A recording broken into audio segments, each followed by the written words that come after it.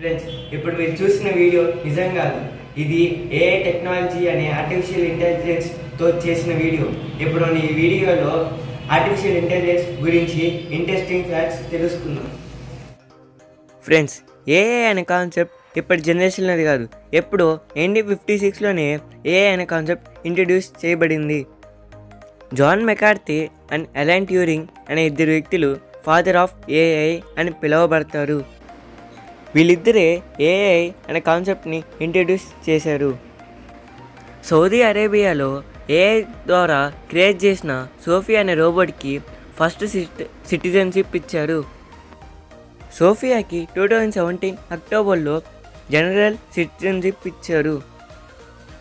మనం రోజు ఆడుకునే పెట్స్ అయిన కుక్కల్ని, పిల్లల్ని కూడా ఏఐ ఫ్యూచర్లో రీప్లేస్ చేయబోతుంది. ఏఐ ద్వారా కొన్ని సెన్సార్స్ని వాటితో కొన్ని రోబోట్స్ని తయారు చేశాడు. ఆ రోబోట్స్ అచ్చం కుక్కల పిల్లలాగా బిహేవ్ చేస్తాయి.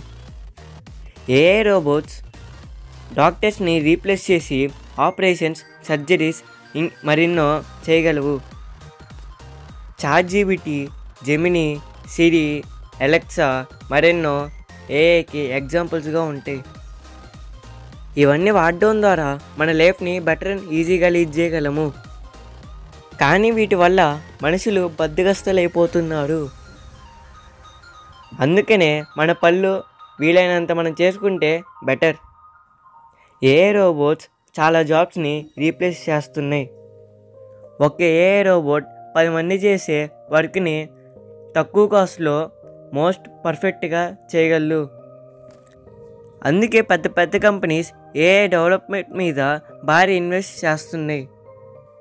ఎందుకనే జాబ్స్ తగ్గిపోతాయి. కానీ ఏఐ డెవలప్మెంట్ కోసం ఎంప్లాయీస్ రిక్వైర్ కావాలి. కాబట్టి కొత్త జాబ్స్ క్రియేట్ అవుతాయి. ఎందుకని కొన్ని జాబ్స్ పోతాయి, కొన్ని జాబ్స్ క్రియేట్ అవుతాయి. ఓవరాల్గా జాబ్స్ తగ్గుతాయో పెరుగుతాయో చెప్పలేం. కానీ ఏఐ స్కిల్స్ నేర్చుకొని ఉండడం బెటర్.